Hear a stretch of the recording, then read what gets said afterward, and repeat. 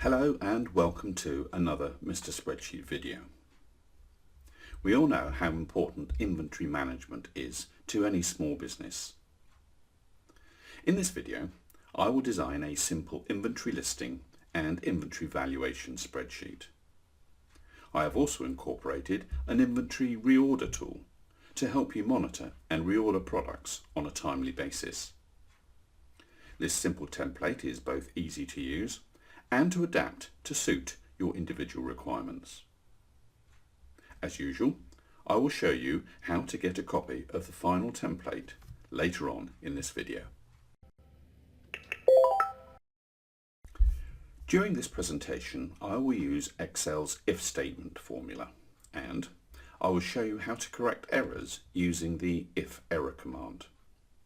I will also use Excel's powerful Conditional Formatting Tool.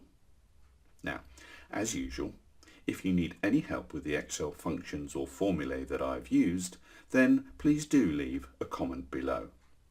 I hope you enjoy watching. Let's create our inventory list spreadsheet by entering our column headers of code, description, price, quantity and value in cells B4 through to F4. Now copy in my data lines as shown in the range B5 through to E4, or indeed enter in your own products with their corresponding values. We want an inventory valuation for each of our product lines. So navigate to cell F5 and enter in the formula plus E5 multiplied by D5.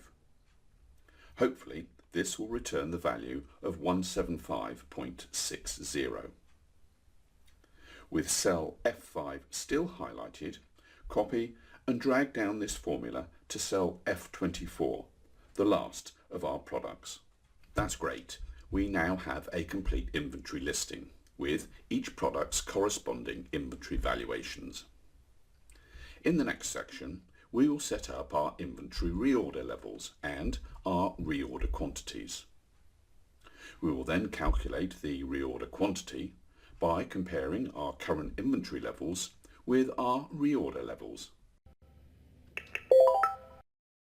In cell G3, enter in the text reorder, and directly below in cell G4, enter level. In H3 and H4, enter reorder and quantity. I3 becomes lead and time. J3 is to order and J4 is quantity. And finally, K3 becomes projected and K4 is quantity. Now copy in my values in the range G5 through to I24, or indeed enter your own values. Navigate to cell J5. We want a formula to work out if our current inventory level is below our reorder level. And if that were to be the case, we would like our spreadsheet to tell us what the reorder level quantity should be. We can do this by entering a simple if command. So with J5 selected, enter in the following formula. Equals if, open brackets, E5 is less than G5, a comma, then H5, a comma, and then two inverted commas and close the brackets.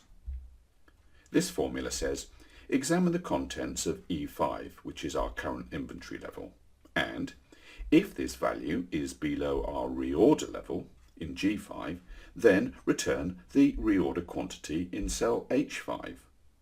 If not, then simply return an empty cell. Our projected quantity in cell K5 is the current inventory level plus the to order quantity in column J. So in cell K5, enter in the following formula: plus E5 plus J5. Okay, let's now copy and drag down these two new formulae all the way down to the end of the worksheet. So with both J5 and K5 both selected, copy and drag the formulas down to J and K24. Now, the formulas in column J are all okay, but we do have some errors showing in the projected quantity column of K.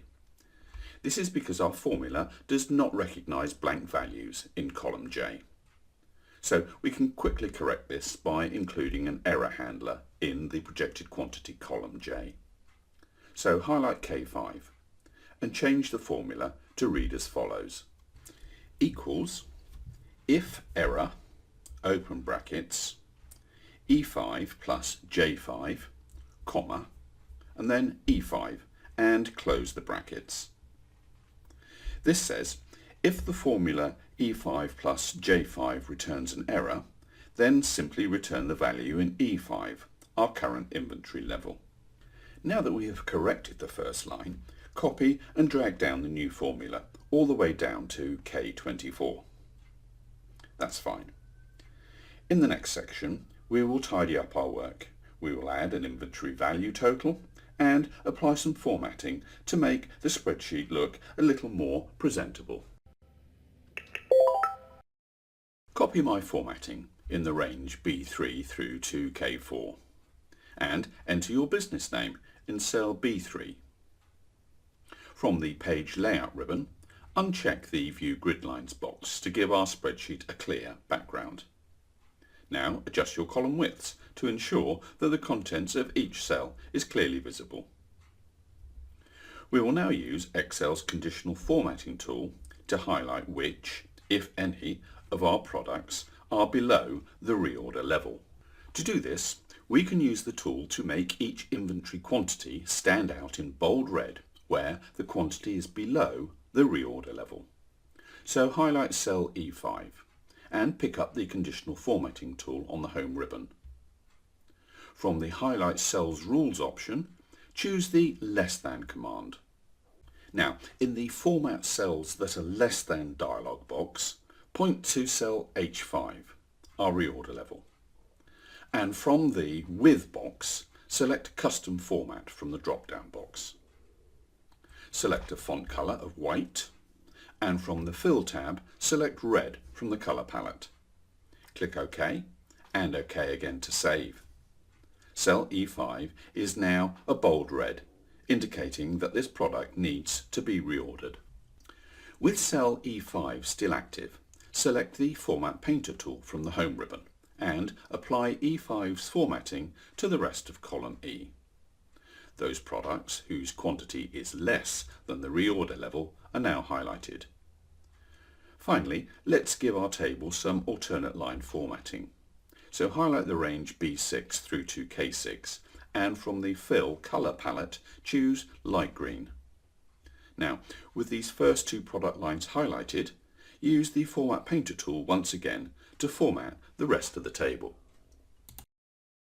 Highlight the range B5 through to K24 and from the Borders tool select the Outside Borders option. Navigate to cell F26 and double click on the AutoSum command to calculate our current inventory's value. Format this cell and give it an outside border. And that's it.